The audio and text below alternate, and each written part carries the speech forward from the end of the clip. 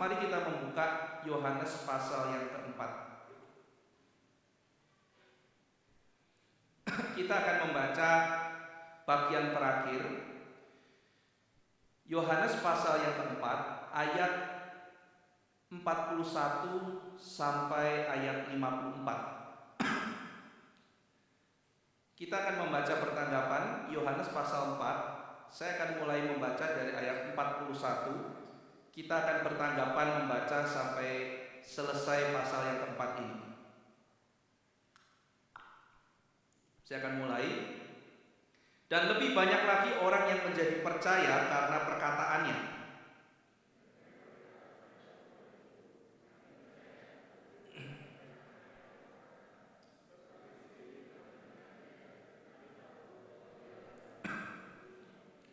Dan setelah 2 hari itu Yesus berangkat dari situ ke Galilea.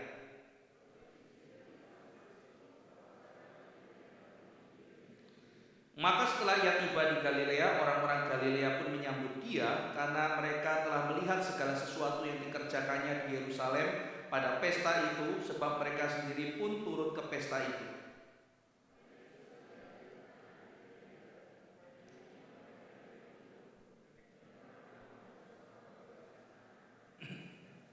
Ketika ia mendengar bahwa Yesus telah datang dari Yudea ke Galilea, pergilah ia kepadanya lalu meminta supaya ia datang dan menyembuhkan anaknya, sebab anaknya itu hampir mati.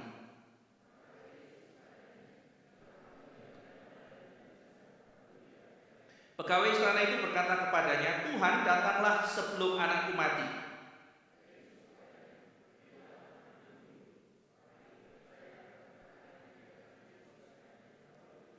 Ketika ia masih di tengah jalan, hamba-hambanya telah datang kepadanya dengan kabar bahwa anaknya hidup.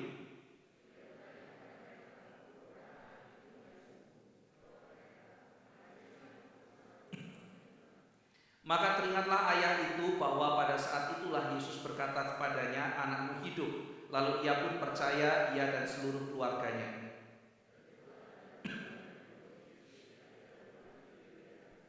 Mari kita berdoa.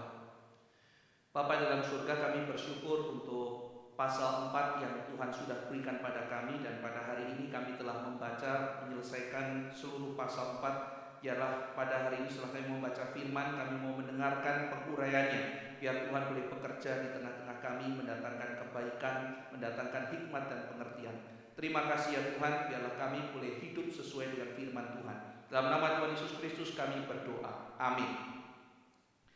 Saudara sekalian, pelayanan Tuhan Yesus begitu sukses di kota Samaria. Dikatakan begitu banyak orang datang lalu kemudian percaya bahwa dia benar-benar juru selamat dunia. Demikian tadi kita baca di ayat 42.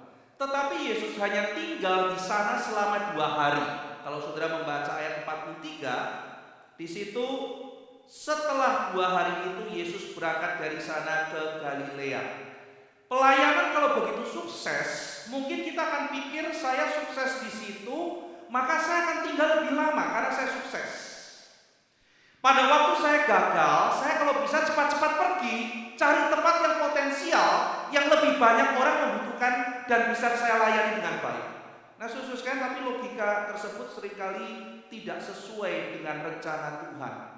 Di tempat yang paling sukses, Tuhan merencanakan 2 hari, lalu pergi ke tempat yang lain. Saudara sekalian, kita teringat akan Filipus yang pelayanannya juga demikian sukses. Maka setelah melayani dengan demikian sukses, Tuhan berkata pada Filipus, pergi. Dan Filipus harus pergi kemana, saudara? Ke jalan yang sepi, ketemu 1 orang sida-sida Ethiopia. Nah, saudara sekalian, memang ada momen di mana pelayanan bukan bicara mengenai kuantitas. Ada momen di mana pelayanan bukan bicara mengenai kuantitas, tetapi pelayanan itu bicara mengenai ketaatan kepada Tuhan. Seringkali saudara sekalian, pada waktu kita nyaman di satu tempat, pada waktu kita melayani dengan baik, tetapi jikalau Tuhan menggerakkan kita, menggerakkan seseorang untuk pergi dari tempat itu, untuk melayani di tempat yang lebih sulit, maka kita harus taat. Tetapi saudara sekalian, pada waktu kita betul-betul mau pergi dari satu tempat karena kita sudah demikian mungkin tidak tahan, tetapi kalau Tuhan dengan gerakan Roh Kudus menyuruh kita tetap di situ, maka kita harus tetap ada di sana. Nah, saudara sekalian, pelayanan bicara mengenai ketaatan kepada Tuhan. Maka pimpinan Tuhan yang segar setiap saat, lalu kepekaan kita, tuntutan kita mendekatkan diri untuk memohon petunjuk Tuhan itu demikian pentingnya. Saudara sekalian, Tuhan Yesus datang kepada kotanya. Padahal Tuhan Yesus sendiri berkata bahwa dia ditolak di kotanya. Maka di sini dia meninggalkan Samaria, daerah yang begitu potensial, karena di dalam ketetapan Tuhan, maka dia harus mengunjungi satu kota yang dia akan ditolak di situ. Saudara sekalian, Yesaya misalnya dikatakan bahwa dia juga pergi ke satu tempat dan berkhotbah di tempat di mana dia ditolak. Nabi, kata Tuhan Yesus, tidak dihormati di daerah asalnya. Demikian ayat 43. Tuhan Yesus sudah tahu itu, tetapi dia tidak pernah berhenti untuk melayani dan menyatakan dirinya di kota itu. Nah, saudara sekalian, kalau kita sudah tahu bahwa kita tidak diterima pelayanan di tempat itu, kita tidak disukai di tempat itu, kita tidak dibutuhkan, bahkan kita ditolak di tempat itu, maka secara otomatis ya sudah, kalau begitu saya pergi aja, saya laku kok di tempat lain. Bukankah paradigma semacam itu seringkali kita jumpai dalam kehidupan kita? Saya laku kok, buat apa di situ? Tetapi Alkitab meminta dengan jelas menunjukkan bahwa pimpinan Tuhan, Yesus harus ke sana. Dan bukankah seringkali di kitab suci, saudara sekalian, ketika seorang pelayan Tuhan taat, tidak peduli diterima atau tidak diterima, kita harus pergi. Nah, saudara, maka Paulus mengajarkan pada kita di Kisah Para Rasul bagaimana sikap dia menghadapi pelayanan. Paulus mengatakan, sebab penjara dan sengsara itu menanti aku dari kota dan ke kota. Itu yang dikatakan Roh kepadaku. Nah, saudara sekalian, jadi Roh Kudus sudah menyatakan kepada Paulus, siapkan hatimu, karena sebagai pelayan Tuhan, kemanapun kau pergi, penjara sengsara menanti kau dari kota ke kota. Jadi saudara sekalian, kalau pergi ke satu tempat, ketemu penjara, ketemu aniaya, dia sudah tidak kaget lagi, saudara. Karena memang ekspektasinya adalah penderitaan. Nah, kalau di tempat itu dia disambut bagaimana? Itu bonus. Saudara, saya kira kita sebagai pelayan Tuhan yang sudah jelas dikatakan oleh Paulus bahwa kita juga mendapatkan anugerah, boleh menderita bersama-sama dengan Kristus. Kita juga harus memiliki ekspektasi. Sebab penjara dan sengsara menanti aku dari kota ke kota. Maksudnya apa, saudara? Ketika kita melakukan kebenaran, kita melayani Tuhan, mentaati Tuhan, kita harus siap, saudara. Kita harus siap. Jikalau memang sudah waktunya, Tuhan menaruh kita dalam satu tempat pelayanan yang membuat hati kita itu begitu susah. Nah, itu menjadi satu ekspektasi kita. Kalau saya melayani Tuhan, saya ada kesulitan. Kalau saya melayani Tuhan, saya ditolak. Kalau saya sudah melayani Tuhan dengan sebenar mungkin, masih saja saya harus menanggung susah karena pelayanan tempat itu. Kita harus buka hati.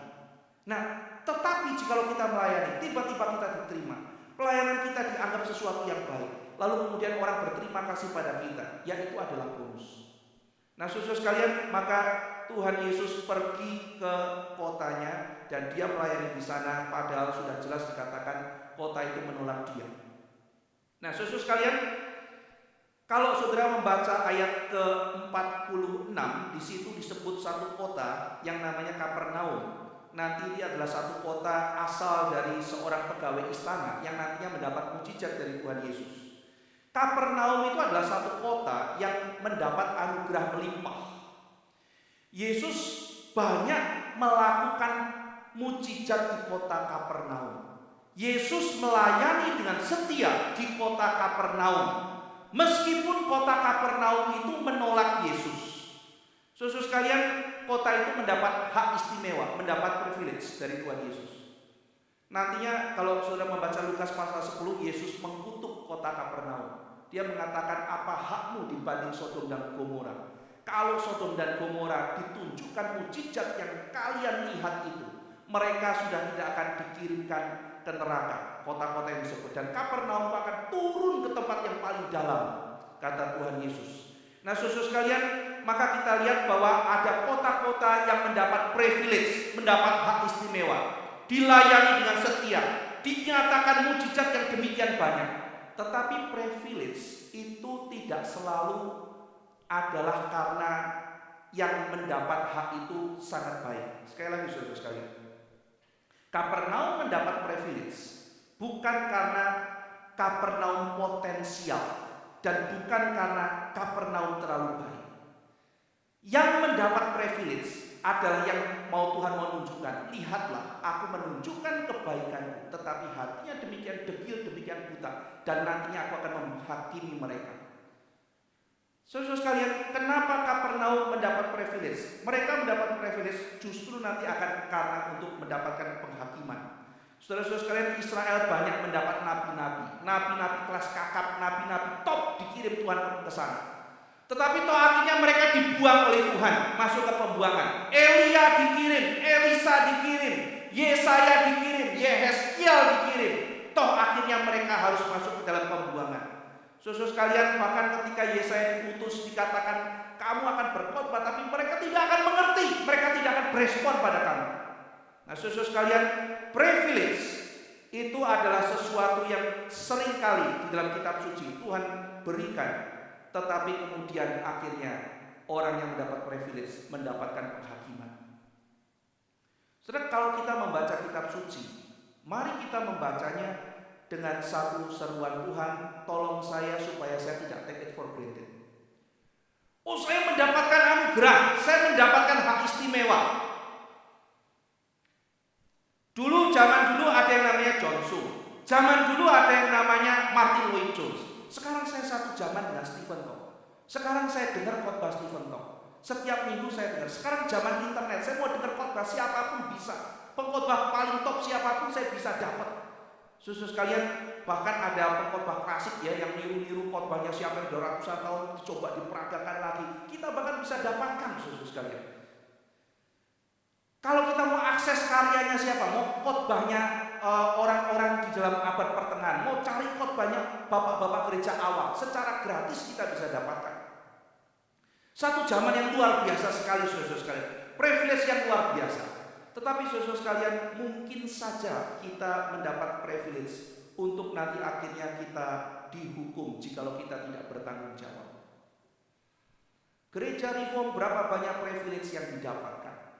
Saya ketika mengajar di sekolah Kristen Calvin, saya pikir gitu ya, dulu kayaknya ya saya itu dengar satu kebenaran aja, mesti nabung setengah mati beli satu kaset khotbah, lalu dengarkan, susahnya minta ampun, cari khotbah patung gak gampang, saudara. Yang ngawur di toko kaset banyak, yang benar itu susah setengah mati.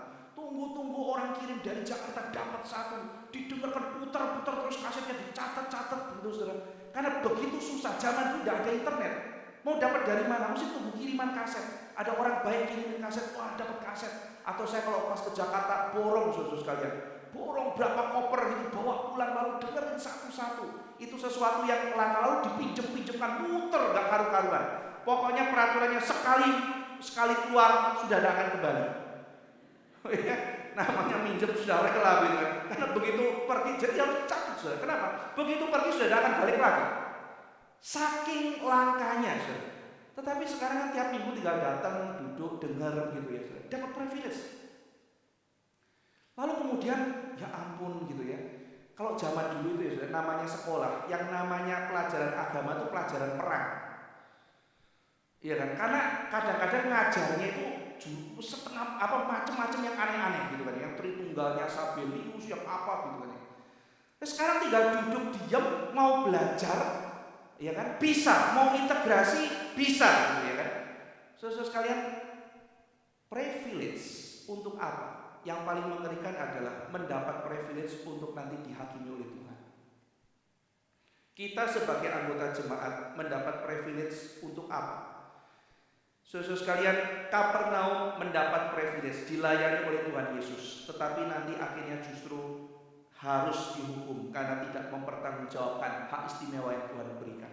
Mari saudara sekalian, kita menerima privilege itu dengan mawas diri, dengan kerendahan hati. Tuhan ajar saya untuk bisa berespon dengan baik, karena saya ini lemah adanya, saya ini penuh dengan kelemahan. Biar saya boleh berespon sesuai dengan kehendak Tuhan, merespon anugerah Tuhan dengan baik. Nah, saudara, kalau di dalam ayat 43 dikatakan dia berangkat ke Galilea. Ayat 44 Yesus mengatakan seorang nabi tidak dihormati atau ditolak ditolak. Tetapi ayat 45, saudara sekalian, kontras. Ayat 45 dikatakan Yesus itu disambut. Lucu ya. Jadi ayat 44, Yesus mengatakan seorang nabi tidak dihormati di negerinya sendiri atau ditolak. Ayat 45 dikatakan orang-orang Galilea pun menyambut dia. Ini kan lucu ya. Jadi Yesus bilang ini orang-orang ini tidak menghargai nabinya, tapi disambut luar biasa. Bagaimana kita memahami ayat 44 dan ayat 45? Saudara, kalau kita membaca ayat 48, teguran dari Tuhan Yesus, mari kita lihat ayat 48. Maka kata Yesus kepadanya, jika kamu tidak melihat tanda dan mukjizat, kamu tidak percaya. Jadi kalau kita melihat ayat 48, jelaslah kita bahwa alasan orang-orang ini menyambut Yesus adalah karena Yesus melakukan banyak mukjizat. Mereka menyambut Yesus karena mereka senang, mereka pernah mendengar, mereka mungkin ada beberapa yang mendapat kesaksian bagaimana Yesus mengubah anggur. Nah mungkin saat itu TV tidak ada, saudara-saudara sekalian, itu hiburan gitu ya. Jadi ada semacam sesuatu, wih dia bikin mukjizat keren banget gitu ya. Wah dia datang lagi, yuk kita lihat, yuk kita bondong-bondong, ada nabi datang. Jadi Yesus diterima sebagai pembuat mukjizat. Maka mereka datang, mereka menerima Yesus, tetapi mereka menerima Yesus yang adalah pembuat mukjizat. Nah saudara sekalian, ini kontras dengan apa yang terjadi di Samaria. Kalau saudara membaca, kenapa tadi saya mulai dari ayat 41? Karena saya ingin saudara bisa menarik kontrasnya antara apa yang terjadi di Samaria dan apa yang terjadi di Galilea. Kalau saudara membaca kembali ayat 41 dan 42, orang-orang Samaria itu percaya tanpa mukjizat, saudara. Ayat 42 dikatakan, kami percaya tetapi bukan lagi karena apa yang kau katakan, sebab kami sendiri telah mendengar dia. Jadi kata mereka pada perempuan itu ya, sebab kami sendiri telah mendengar dia dan kami tahu bahwa dialah benar-benar juru selamat dunia. Jadi mereka mendengar Yesus, mereka mendengar firman, dan mereka percaya kepada firman. Dia percaya Yesus Kristus juru selamat dunia. Loh, ini imannya benar. Jadi orang-orang Samaria tidak lihat mukjizat, dengar dikasih tahu sama perempuan itu ada orang mungkin Mesias. Mereka datang penasaran, dengar Yesus berkhotbah dan percaya kepada Yesus. Mereka percaya dan tahu Yesus Kristus adalah juru selamat dunia. Sudah kontras luar biasa. Mereka menyambut bukan karena mukjizat, mereka menyambut Yesus karena firman yang dinyatakan. Dimulai dari mereka mendengar, lalu mereka kemudian datang, mereka mengalami sendiri Yesus secara langsung, dan mereka beriman kepada Yesus sebagai juru selamat dunia. Nah saudara sekalian, orang-orang di Kapernaum ini merasa mereka menyambut Yesus. Mereka kira mereka menyambut Yesus, tapi sebetulnya tidak. Mereka sebenarnya tidak menyambut. Jadi mereka mengatakan, kami menyambut Yesus, tapi faktanya mereka tidak menyambut Yesus. Lalu apa yang dilakukan saudara sekalian? Mereka itu adalah para pencari mukjizat. Mereka bukan menyambut Yesus, mereka mencari mukjizat. Mereka bukan pencari juru selamat, mereka bukan mengidamkan kebenaran. Maka iman para pencari mukjizat, para pemburu mukjizat itu adalah iman yang sangat superficial sekali, sangat permukaan. Mereka ibaratnya begini loh saudara, itu tidak bisa disebut iman sejati. Kayak misalnya saya percaya sih bahwa misalnya ada satu orang artis terkenal gitu loh. Saya percaya bahwa Bapak A atau Bapak B itu seorang yang pakar sekali di dalam bidang acting. Nah, saya percaya dia pasti mampu. Nah, saudara, kepercayaan apa seperti itu bukanlah kepercayaan yang saya menyerahkan hidup saya kepada dia, bukan. Saudara, kalau mendengar cerita Blondin itu, kalau suka rajin penginjilan kan di training pakai Blondin kan ya. Blondin itu seorang akrobator itu yang di Niagara itu kan. Siapa percaya saya. Siapa percaya saya bisa jalan dengan selamat, saya, gitu ya. Siapa mau ikut? Itu lain ceritanya ini kan. Siapa mau ikut? Siapa mau ikut saya seberangkan ya lewat Niagara Falls. Tidak ada yang mau, ya kan? Nah, jadi mereka itu adalah orang-orang yang percaya dalam pengertian ya saya tahu, ya saya percaya saja gitu bahwa ya kamu bisa, tapi tidak ada relasi antara hidup saya dengan engkau. Nah, jadi saudara sekalian, mereka bukan datang dengan kesadaran dosa, bukan datang dengan pertobatan, ingin hidupnya diubah oleh Kristus Yesus, bukan. Mereka datang mencari keuntungan, para pencari mujizat. Nah, sangat ironis sekali kalau dikatakan mereka menyambut Yesus. Yesus tidak senang disambut dengan hati seperti itu. Jelas sekali saudara sekalian, orang-orang oh Yesus dikatakan bagian yang kita sudah pernah bahas. Kamu mau percaya kepada saya tidak mempercayakan diri saya kepada kamu. Demikian kata Yesus. Kenapa saudara sekalian? Kenapa? Apa maksud Yesus tidak mempercayakan dirinya kepada mereka? Iman mereka salah. Kamu bukan mencari aku, kamu mencari keuntungan. Dalam pasal 3 kita tahu, itu ciri-ciri orang yang belum lahir baru. Aku tidak mempercayakan diri kepadamu karena kau belum lahir baru. Dan orang yang lahir baru datang dengan pertobatan, datang dengan pengakuan dosa, datang mencari Tuhan. Tapi kau datang dengan keakuanmu, kau mencari keuntungan. Engkau bukan menyambut aku. Saudara sekalian, sangat ironis sekali. Orang-orang berteriak menyambut Yesus, tetapi Yesus tidak merasa tersambut. Dia merasa tertolak. Maka ayat 44 dan 45 ini satu kontras yang luar biasa. Berapa banyak gereja, berapa banyak orang Kristen termasuk kita saudara sekalian berteriak aku menyambut Yesus, aku menyambut Yesus. Pertanyaannya adalah apakah Yesus merasa tersambut ataukah Yesus merasa tertolak oleh karena orang-orang Galilea itu bukan mengharapkan Kristus Yesus juru selamat mereka. Mereka mengharapkan mujizat. Saudara sekalian sebagai anak Tuhan, kita tidak boleh terlalu senang sekedar disambut dan diterima. Wah, melayani disambut, diterima, pelayananmu bagus, pelayananmu baik, ya kan? Wah, kamu tuh sangat menjadi berkat. Saudara, kalimat-kalimat semacam itu tidak boleh menjadi kalimat-kalimat yang menyukakan hati pelayan Tuhan sejati. Tidak boleh. Karena Tuhan Yesus kalau sudah baca bahkan di kitab Lukas itu ya, dikatakan mereka tuh seneng banget sama khotbahnya Tuhan Yesus. Tapi setelah itu Tuhan Yesus ngomong kalimat yang kerasnya luar biasa. Kenapa? Karena Yesus melihat bukan begitu. Saya datang bukan minta khotbah saya dipuji. Saya datang supaya kamu bertobat. Bukannya bertobat malah puji khotbahnya Yesus. Mereka senang sekali luar biasa khotbah, tapi tidak bertobat. Buat apa saudara seperti itu? Nah, maka di sini juga lihat orang-orang menyambut Yesus. Kamu bukan menyambut aku, kamu menyambut aku yang adalah pembuat mujizat. Saudara sekalian, seringkali bukankah orang menerima kita itu bukan karena menerima kebenaran, tetapi karena kita itu cocok di kepalanya dia.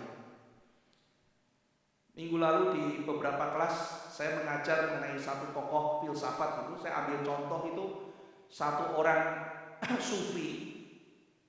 Satu orang sufi itu guru agama Islam mistis gitu ya, yang pergi ke satu kota di abad pertengahan. Dia pergi ke situ di bulan puasa, lalu disambut dielu-elukan oleh satu kota.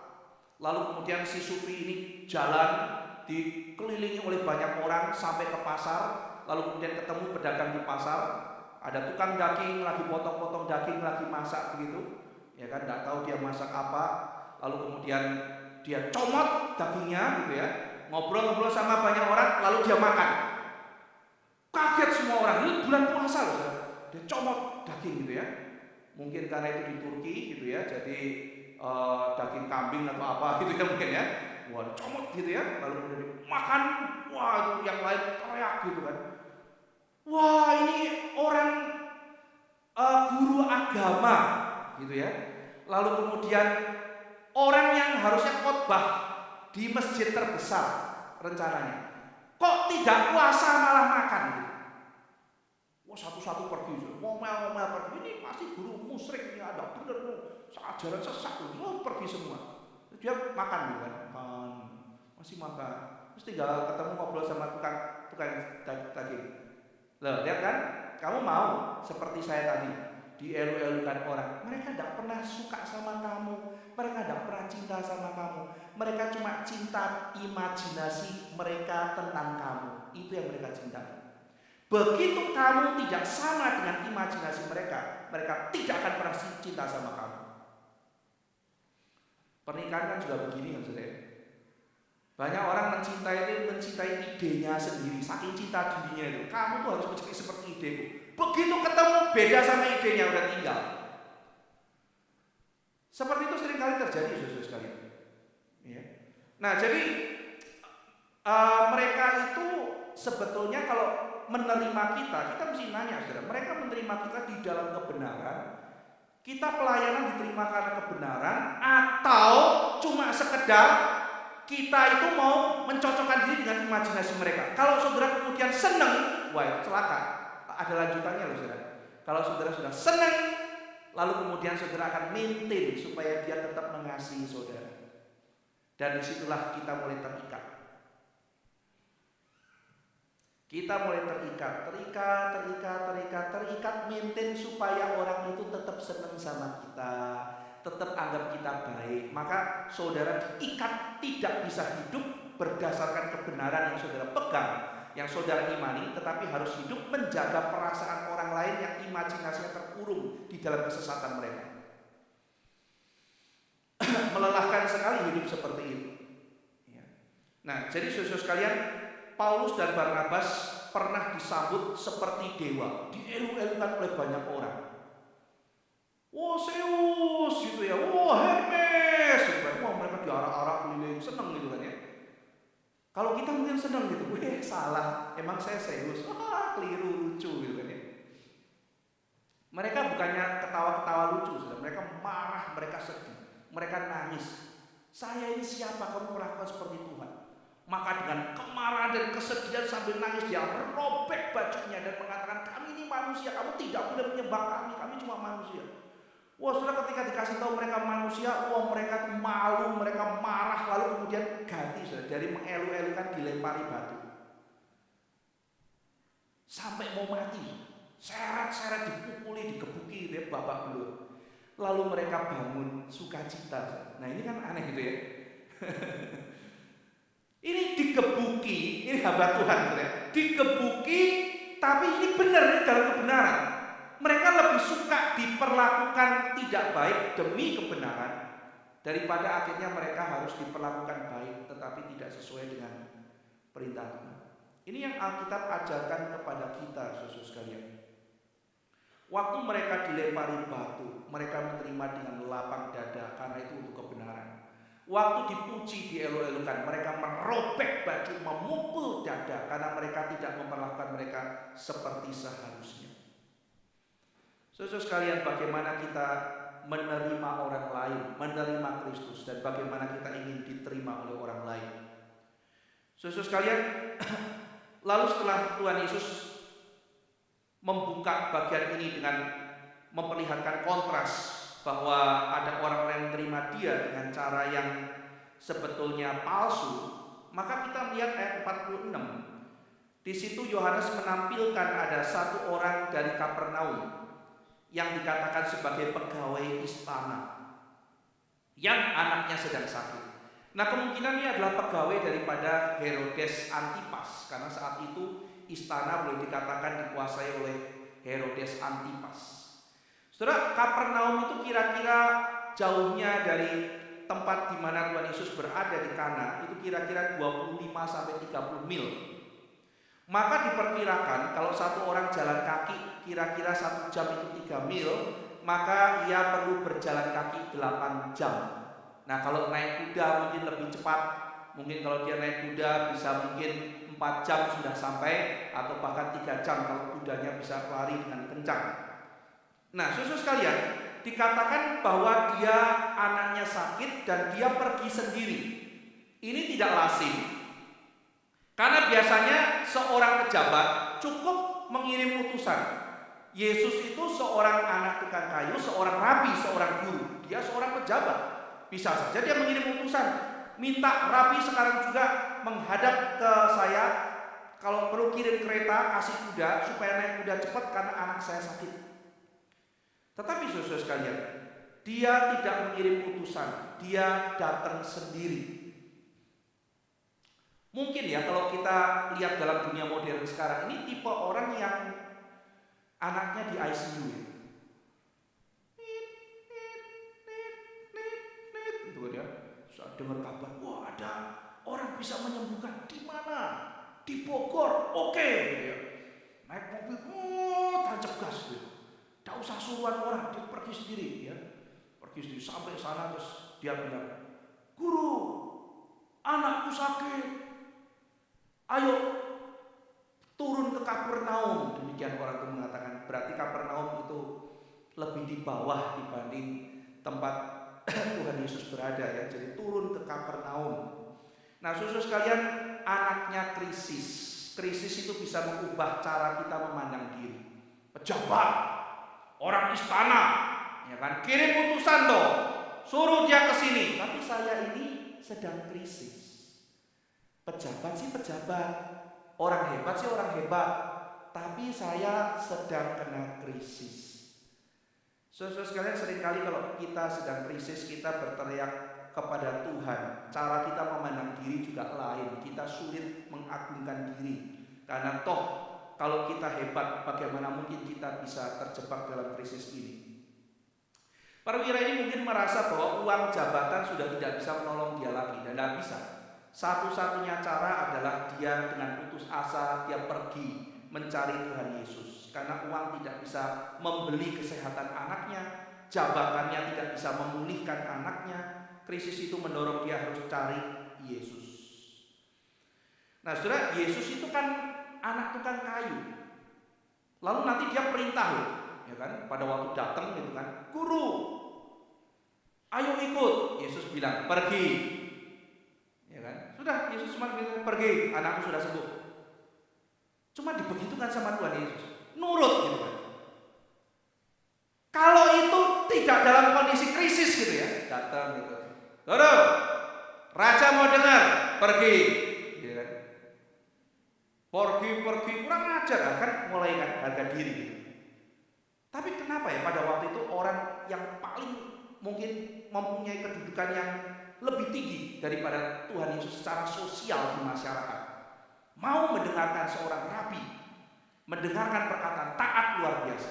Karena krisis. Karena krisis. Jadi krisis itu membuat dia akhirnya menyadari bahwa semua level di masyarakat itu semu adanya, bukan? Itu toh sebetulnya kesepakatan-kesepakatan di masyarakat, dan apa yang bisa menolong, jabatan tinggi dan sebagainya, semuanya itu nothing. Maka dia mendengar kalimat daripada Tuhan Yesus. Ada saatnya saudara sekalian, ketika firman Tuhan itu disampaikan pada orang dan orang itu tidak bisa. Kenapa? Karena level-level itu. Saya akan ini, saya akan pinter, saya akan peraih Nobel, saya akan profesor, saya akan ini. Nah, itu seringkali bicara, Ustaz. Ketika kesederhanaan firman Tuhan disampaikan, saya akan profesor, saya akan intelektual, saya akan orang kaya, saya akan pejabat. Saudara sekalian, kadang-kadang Tuhan kasih, ya sekarang saya kasih krisis dalam hidup. Ketika krisis itu datang, tak peduli apapun dia, ketika dia mencari pertolongan, siapapun dia yang bisa kasih pertolongan, saya buka hati, saya terima. Saudara sekalian, maka pejabat itu diperintah, ya, dan dia mendengar kalimat-kalimat dari Tuhan Yesus. Dia menyadari bahwa dia helpless dan dia membutuhkan pertolongan. Krisis mengubah banyak relasi kita. Ia memang pejabat, tapi ia juga seorang ayah dari seorang anak yang dia kasihi. Dan saat anak itu sakit, dia bingung. Maka dia cuma pikir bagaimana membawa Yesus masuk di dalam hidupnya. Ia mengundang Yesus datang bukan karena dia itu orang penting, bukan karena uangnya, tapi karena ia memang tidak bisa menolong dirinya sendiri. Saudara, tidak semua masalah hilang dengan adanya banyak uang. Saya pernah dengar satu orang ngomong gini, aduh sayangnya saya miskin ya, coba saya kaya, banyak masalah akan hilang. Ah iya sih gitu ya, banyak masalah hilang tapi banyak masalah baru muncul gitu ya. Jadi orang kalau berpikir demikian simplistik gitu ya, karena ya mungkin belum pernah mengalami begitu kan ya. Jadi dia pikir oh orang kalau kelihatannya mungkin kebanyakan nonton sinetron loh saudara ya. Wah sinetron itu baik. Tuhan itu adil, iya kan? Dan Dia tuh memberikan kepada kita masing-masing sesuai dengan kekuatan kita. Bukankah Alkitab mengatakan demikian? Dan kalau manusia berdosa, maka ada uang tidak ada uang gitu. Setiap kita itu ada kesusahannya masing-masing. Setiap kita ada kesulitannya masing-masing. Jadi mitos loh, saudara, kalau mengatakan dengan adanya uang maka masalah-masalah akan hilang. Tidak demikian. Semua manusia menderita sama, saudara, karena manusia berdosa. Bahkan saudara-saudara, ada keadilan Tuhan juga loh bagi orang-orang yang merasa dirinya seringkali tidak bahagia. Saudara, makanan itu bisa dibeli, nafsu makan tidak bisa dibeli. Iya kan? Saya tuh benar-benar tidak pernah bisa lupa. Itu seorang, kalau dulu tuh ada orang angkat beras itu, saudara, karung-karung beras. Kalau di Jawa itu namanya golok. Golok itu kuli panggul itu. Nah, saya itu tidak pernah tahu apa yang namanya lapar. Ya karena kan makan selalu disediain gitu kan ya. Tidak pernah lapar, selalu pagi sore selalu disediain makanan, pakai snack dan sebagainya. Tidak tahu lapar itu seperti apa. Nah, suatu ketika itu saya tuh lagi perhatikan golok-golok itu lagi angkat karung gitu ya. Waktu saya masih SD, mungkin SD kelas 2 atau kelas 3. Terus saya lihat mereka makan, buka nasi bungkus. Wah, makan itu, mukanya itu lebih dari iklan. Itu betul-betul saya tidak pernah bisa lupa mukanya. Habis itu saya bilang sama Mama, "Ma, itu ya, Pak To sama Pak Darso itu makan, enaknya minta ampun. Aku mau menu yang sama kayak dia." Lah saya ini kan orang tidak suka makan, sudah sampai kurus apapun dikasih makanan tidak mau. Waktu saya TK itu, oma saya itu selalu lihat setel dunia dalam berita. Sudah tahu ya, waktu itu kan bagian akhir ada Ethiopia itu. Tuh lihat Ethiopia, kamu itu ya, ya kan berita dulu. Oma tuh kalau dulu satu telur dipotong, anaknya oma ada 6, jadi bagi 6 semuanya. Sama opa sama oma jadi bagi 8. Baru satu tipis-tipis dipotong 8, dimakan pakai nasi. Kamu itu sekarang satu orang satu telur, tidak mau makan gitu ya. Lihat tuh orang di Ethiopia. Besoknya itu pagi-pagi saya bungkus-bungkus. Kenapa? Saya tidak mau makan, saya mau kirim ke Ethiopia gitu ya. Nah sekarang mama saya dengar saya mau makan. Iya Ma, aku mau makan yang kayak Pak Darso sama Pak To. Oh seneng banget dia. Ya udah tanyain Darso sama To, dia makan apa? Beli gitu ya. Terus kemudian tanya kan di warung sebelah gitu ya. Pergi, ada sebelah saya ada warung gitu kan. Kemudian datang meja makan, saya buka, wah ini menunya. Begitu saya buka, loh kok cuma nasi sama kuah sama telur rebus. Terus saya tanya, nah bener ya menunya Pak To itu ini ya? Ya betul, menunya ini. Cuma nasi kuah sama telur rebus. Wah gitu ya, kayaknya saya nggak bisa makan kalau begini ya.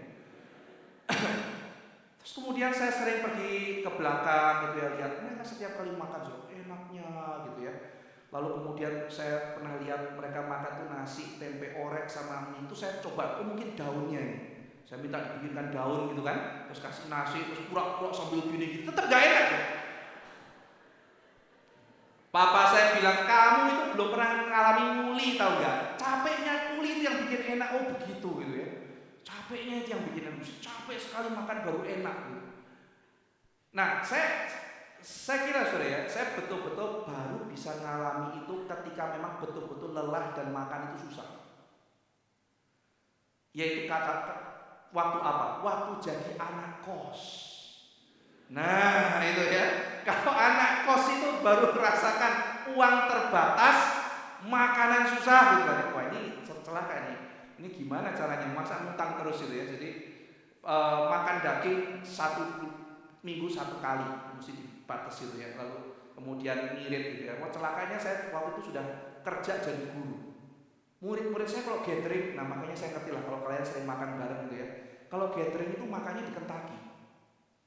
Wah gimana ya, akhirnya saya beli nasi di warteg sama lele, ya kan? Jadi mereka makan itu, saya buka lele, makan gitu ya. Habis selesai, terus kemudian tukang bersih-bersih lihat gitu. Perasaan kita nggak jual lele ya. Ya habis yang penting bisa catering gitu ya. Menunya lele nggak apa-apa, lebih murah gitu kan ya. Nah tetapi saudara sekalian, saya mengalami nikmatnya makan. Saya mengalami nikmatnya makan. Tetapi pada waktu sudah mulai terima gaji, sudah mulai bisa beli ini, bisa beli itu, saya merasa sekarang saudara ya, kalau pergi jalan-jalan, pergi ke mall, bingung milih menu apa. Iya kan? Kita sekarang gitu, ini makan apa ya? Soto kali soto, enggak terlalu enak lah soto. Coba ini apa? Ayam penyet, enggak ayam penyet lah. Ya ini apa ini? Oh Kentucky jangan gitu ya. Dulu itu ya, tahun sekali makan Kentucky begitu kan ya. Waktu makan tuh enaknya ya, sampai itu tulangnya tuh dimasukkan gitu kan ya. Dihayati gitu kan. Saudara, yang namanya nikmat makan gitu ya. Saya masih ingat ketika bareng-bareng sama teman lalu bilang, "Wih, ulang tahun, gua traktir lu kemana? Hoka-hoka bento." Lalu teman saya yang satu nyeletuk bilang, "Cie, makan kok hoka-hoka bento? Yang bener lah, ulang tahun kok hoka-hoka bento." Terus saya bingung, emang kenapa hoka-hoka bento? Kan enak, setahun sekali belum tentu makan di sana. Itu kan ya. Nah, tapi ketika sudah bekerja, sudah punya uang, sudah bisa beli, akhirnya kan begitu teman ngomong, ayo kita ke hoka-hoka bento, kita juga ikutan sudah ngomong ya. Kenapa ke hoka-hoka bento? Gitu kan ya. Jadi saya mulai pikir-pikir gitu ya. Dulu makan susah, tapi nafsu makan ada, ya kan? Lalu kemudian Tuhan kasih berkat, nafsu makan pergi. Apa yang kita harus miskin, gitu kan ya? Kayaknya itu juga bukan solusi, gitu kan ya? Tetapi saudara, yang pasti adalah begini, Tuhan itu Tuhan yang adil, Tuhan itu adalah Tuhan yang baik, Tuhan itu memberikan kepada kita sesuai dengan apa yang menjadi bijaksananya, Dia tidak pernah salah. Maka poin saya adalah, saudara, jangan kita mengeluh kepada Tuhan. Karena mungkin ranjang kita bukan dari bulu angsa. Saya nggak tahu enaknya kayak apa gitu ya. Belum pernah sih gitu ya. Saya nggak tahu. Tetapi kalau kita masih kapuk biasa begitu ya, nikmatilah saudara. Karena nikmatnya tidur tidak bisa dibeli. Mau ranjang murah, mau ranjang ratusan juta, nikmatnya tidur tidak bisa dibeli. Sebagaimana juga nikmatnya makan. Maka saudara sekalian, tidak tentu dengan banyaknya uang semua bisa diselesaikan. Maka pegawai istana itu juga di tengah-tengah semuanya itu dia helpless. Dia datang dengan apa adanya kepada Tuhan. Jadi saudara sekalian, mari kita berhenti gitu ya melihat itu. Saya tuh merasa saudara, ada saling curiga baik antara teman-teman yang misalnya punya misalnya ya, kita lihat kita kan sering kaya lu gitu ya. Terus kemudian yang kaya juga miskin lu. Mungkin itu jarang loh saudara ya, itu jarang. Tapi yang sering kadang-kadang kaya lu dan sebagainya. Saudara, mereka juga hidup juga, saya kira juga tidak gampang gitu ya. Pasti ditambahin, dimusuhin. Kenapa ya? Gara-gara dia punya banyak uang. Kalau misalnya dia punya banyak uang, dia melayani Tuhan dan sebagainya, ya itu baik. Tapi kalaupun dia tidak melayani Tuhan, saya percaya setiap orang punya kesulitannya masing-masing. Mari kita belajar bergaul dengan lebih banyak golongan di dalam dunia ini, saudara, tanpa kita membeda-bedakan. Kita sudah belajar membeda-bedakan, tidak membeda-bedakan suku. Kita belajar di dalam pergaulan tidak membeda-bedakan agama. Yuk kita juga belajar tidak membeda-bedakan kelas sosial dan kemudian juga harta. Kita belajar. Ya. Nah, saudara sekalian, waktu dia orang kaya ini minta tolong kepada Tuhan Yesus gitu ya, tolonglah, datanglah, anakku sedang sakit, tolong nanti anakku mati, tolong dia hampir mati, guru ayo turunlah ke Kapernaum. Yesus malah menegur. Ya, dia mengatakan ayat 48, jika kamu tidak melihat tanda dan mukjizat, kamu tidak percaya. Jadi malah tegur.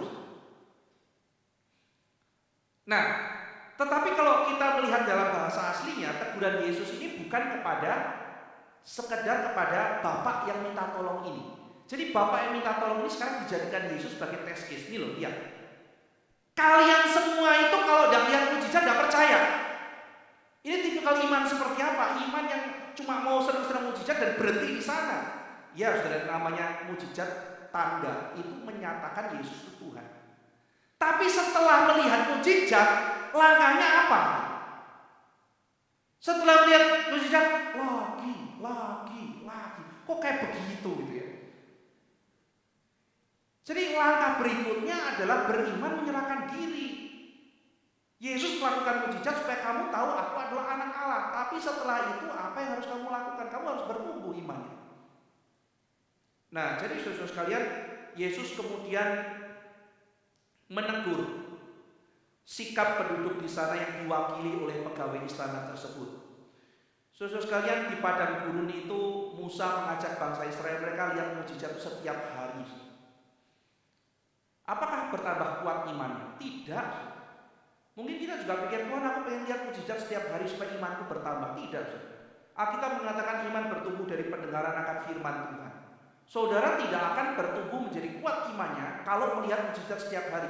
Ini adalah kata Alkitab. Ini perkataan Yesus sendiri. Kita bertumbuh imannya kalau kita merenungkan dan kita beriman kepada firman Tuhan. Coba bayangkan ya, tiap pagi itu tiang awan jalan. Ya, lalu kemudian kalau malam-malam berubah jadi tiang api. Lihat mujizat tiap hari. Coba saudara lagi jalan itu, kalau kepanasan ada tiang awan jalan-jalan itu kan gitu. Tapi setiap hari ya jadi biasa. Saudara nginep di puncak gitu ya, pagi-pagi lihat, pemandangan bagus sehari gitu kan ya. Besoknya lagi, pemandangannya bagus. 3 hari, 3 bulan di situ dilihat udah enggak gitu ya. Iya kan, dulu waktu ini kan tower ini kan tinggi kan saudara. Dulu pertama kali kan lihat paling seneng tuh lihat bawah, bagus ya gitu. Lihat bawah potret-potret ini, aku di atas, dia mobilnya kecil-kecil gitu kan, orang itu saudara. Ya kan biasa tempat kos cuma 2 lantai gitu kan. Terus kemudian tempatnya tinggi, tukang potret-potret tinggi gitu ya. Hari kedua, hari ketiga gitu kan. Terus kadang-kadang kalau ada orang main ke tempat saya, pemandangannya bagus ya. Benar-benar udah gak pernah lihat gitu. Pemandangannya bagus ya, view-nya bagus. Saya jarang sekali loh lihat. Sekarang udah lihat view-nya, gitu ya, jarang sekali. Jadi sebenarnya sesuatu yang sebagus apapun kita sudah biasa itu hilang gitu.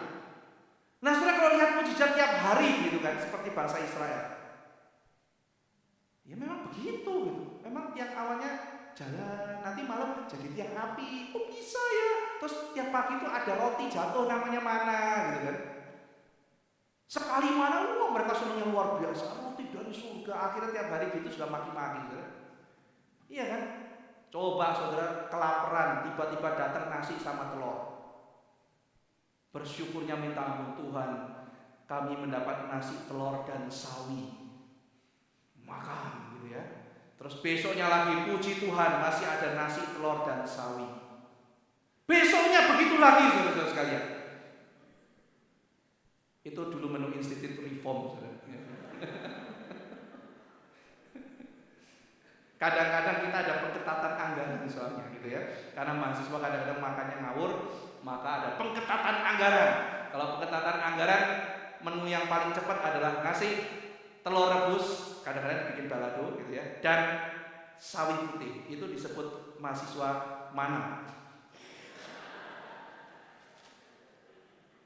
Jadi kalau kita mau ngomel, kita diingatkan kisah Alkitab, nggak boleh ngomel ya kan, makan karena memang setiap hari harus begitu ya. Jadi saya merasakan dari orang Israel kadang-kadang sampai bosan gitu ya. Kenapa? Karena kok tiap hari ini Tuhan, tiap hari ini. Padahal pikir-pikir, aduh kamu itu ya, apa tidak bersyukur. Saya dulu diceritain, ada loh sekolah teologi itu makannya kangkung terus itu. Kamu tuh masih nasi sama telur rebus, iya gitu ya. Itu pun kan juga kadang-kadang kamu kan juga ada daging gitu kan ya. Kita ada, apalagi ketika kebijakannya Pak Pendeta Lingkokan masuk gitu kan ya, mesti ada daging. Wah itu kita bahagia sekali itu ya. Kebijakan itu nanti lemes loh, itu begadang loh mahasiswa gitu kan. Wah perbaikan gizi. sekalian, kadang-kadang kita tidak bisa, ketika saya membaca Agustinus ya, kadang-kadang malu melihat kita kadang-kadang ngomel. Dikatakan salah satu disiplin rohani Agustinus adalah dia memakan apapun yang disediakan oleh biara tanpa mengomel, karena itu adalah datangnya dari Tuhan. Nah, jadi saudara sekalian, melihat mujizat tiap hari, seringkali orang akhirnya menjadi bosan, menjadi biasa. Yang tadinya ajaib menjadi biasa saja, tidak ajaib.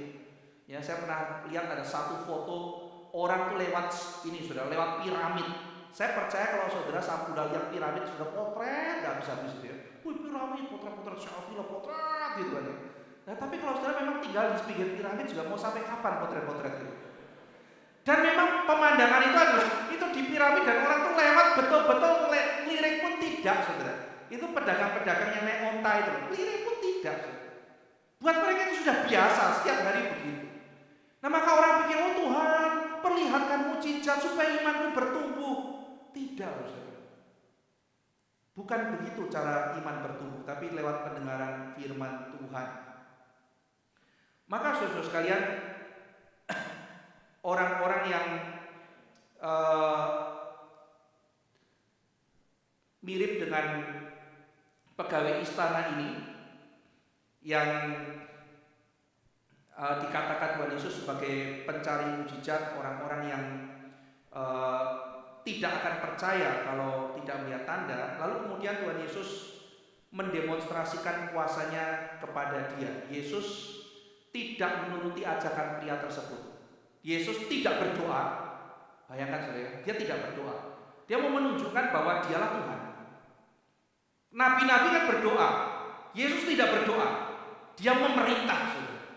Jadi disinilah Tuhan menunjukkan keilahiannya. Dia tidak memberikan gestur sedang mendoakan atau apa, tapi dia memberikan perintah. Yesus memberikan perintah di ayat 50, pergi, anakmu hidup. Selesai. Pergi, anakmu hidup. Itu perintah dari Tuhan Yesus. Jadi datang, disuruh Tuhan Yesus balik dulu. Ikut guru, enggak, pergi, anakmu hidup. Yang luar biasa adalah pria itu percaya. Pergi, anakmu hidup. Pergi, saudara. Simpel gitu. Sudah pergi, dia tidak buru-buru pulang, saudara. Dia nginep. Itu kan perjalanan 8 jam. Kalau naik kuda taruhlah 4 jam. Dia pulang nginep, kenapa? Karena besoknya bujangnya datang. Kasih tahu anakmu itu udah sembuh. Gitu. Terus dicek jam berapa? Ya kan? Dibilang kalau saudara lihat terjemahan bahasa Inggris pukul 7. Dalam terjemahan bahasa Indonesia pukul 1. Karena memang ada 2 sistem waktu, saudara. Kira-kira pukul 7 waktu Romawi itu, waktu Ibrani kira-kira pukul 1 siang. Jadi LAI langsung pakai kira-kira kalau jam sekarang itu jam 1 siang kira-kira ya. Lalu kemudian pada intinya lepas dari perdebatan jam mana yang benar, apakah jam 7 atau jam 1, yang pasti adalah orang itu tahu itu adalah jam di mana Yesus mengatakan pergi anakmu hidup.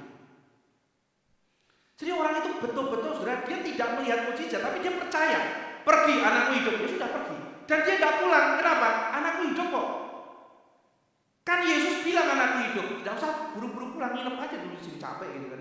Besok aja pulang. Oh, anakku hidup kok. Setelah kalau dia tidak beriman, itu kan cepat-cepat lari gitu kan, ngecek gitu. Oh, coba lihat, oh hidup gitu kan ya. Luar biasa sekali saudara iman pegawai istana. Dia stay di situ, ya dia tidak pulang, baru besoknya dikunjungi. Kenapa? Karena dia percaya perkataan Tuhan Yesus. Nah, saudara sekalian, di sini Tuhan Yesus mendemonstrasikan kuasanya. Ia mampu menyembuhkan dari jarak jauh, bahkan hanya dengan satu kalimat.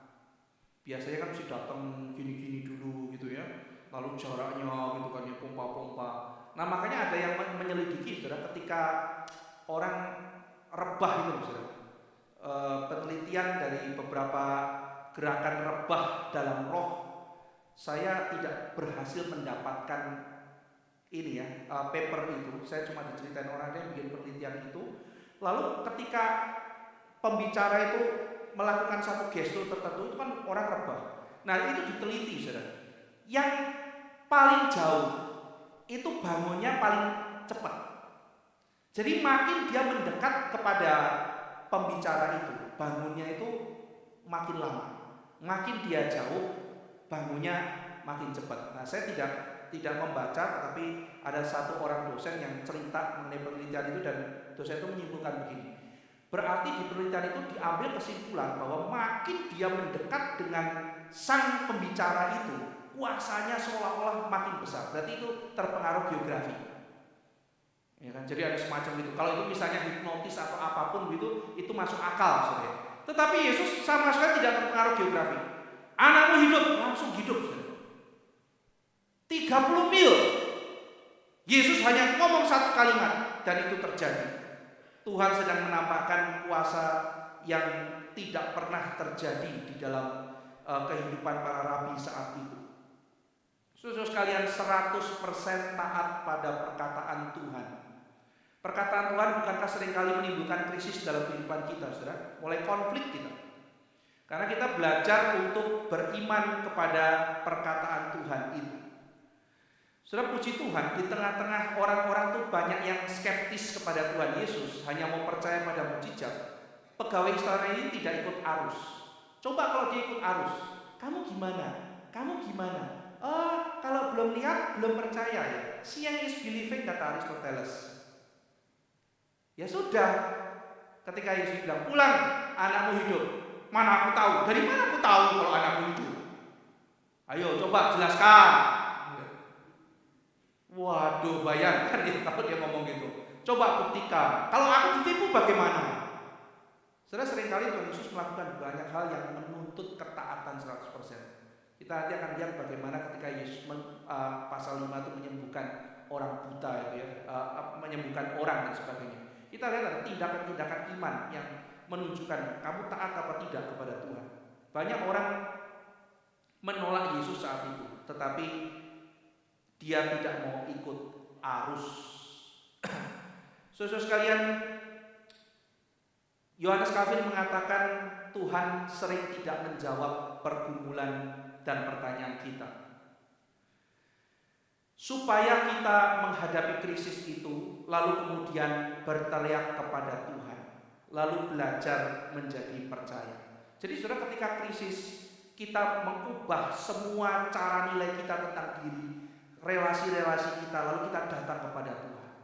Tapi seringkali jadi masalah, saudara. Setelah kita datang, lalu kemudian kita mendapatkan kekuatan dan penghiburan, what next? Seringkali setelah itu apa? Kadang-kadang kita begitu dekat dengan Tuhan waktu krisis. Setelah lewat dari krisis ya kita kemudian balik lagi ke hidup kita yang lama. Tetapi Alkitab mencatat bahwa perwira itu beserta seluruh keluarganya ikut Tuhan. Jadi dia tidak berhenti di satu titik. Tuhan Yesus mau menunjukkan kamu tuh biasanya imanmu seperti ini loh, iman para pemburu mukjizat. Tapi lihatlah perwira ini, dia bertumbuh. Dia mulai belajar ketika ditegur sama Tuhan Yesus, dia taat.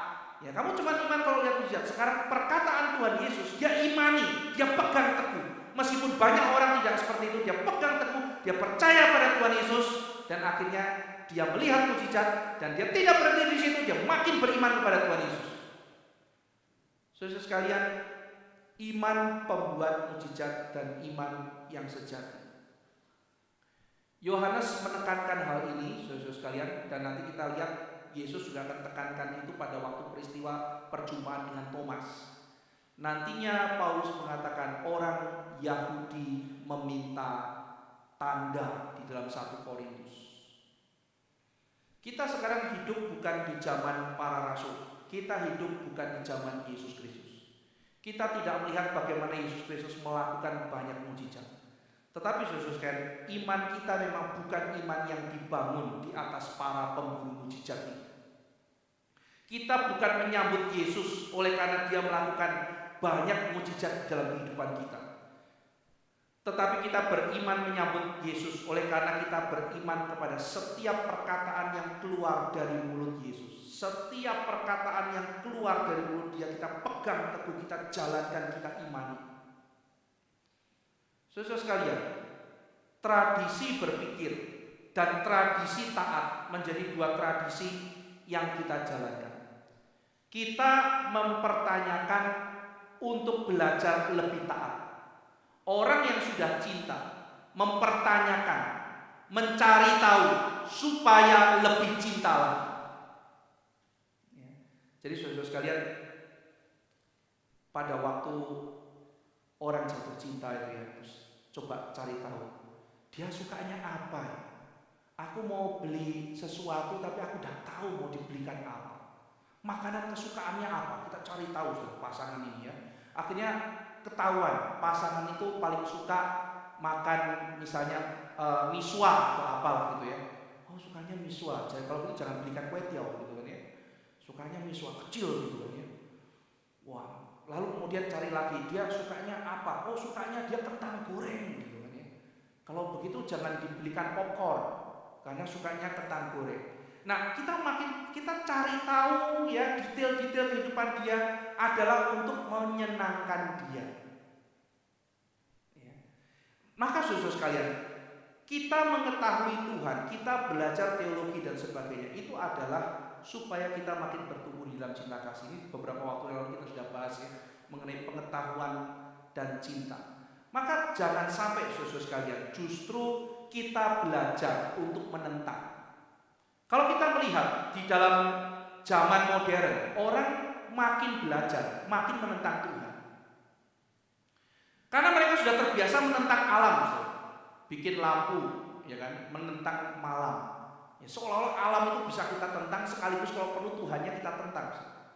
Karena kebiasaan menentang, mempertanyakan, ya. Lalu akhirnya semua dipertanyakan, termasuk Tuhan dipertanyakan. Kita harus kembali kepada Alkitab, menjadi orang yang sekritis mungkin, tetapi dibangun di atas fondasi karena cinta. Karena aku mengasihi Tuhan, maka pikiranku ini kupersembahkan untuk aku boleh lebih taat kepada Dia. Dan makin aku taat kepada Dia, makin kritis aku, makin taat, makin kritis. Itu menjadi satu putaran yang makin lama makin terus menjadikan hidup kita makin indah.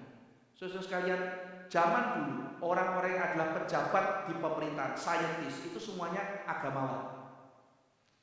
Orang yang dekat dengan agama itu adalah orang yang berpikirnya rasional. Makin masuk ke dunia modern itu terpisah tradisinya. Jadi kalau orang akademik dia tidak beragama. Kalau orang beragama dia tidak peduli dengan rasionalitas. Nah, ini terpisah. Saudara, mari kita kembalikan kepada tempatnya. Kita taat, kita lalu kemudian beriman dan kita mulai bertanya supaya kita lebih boleh taat. Makin taat, makin rasional, makin taat kepada Tuhan. Mari kita berdoa.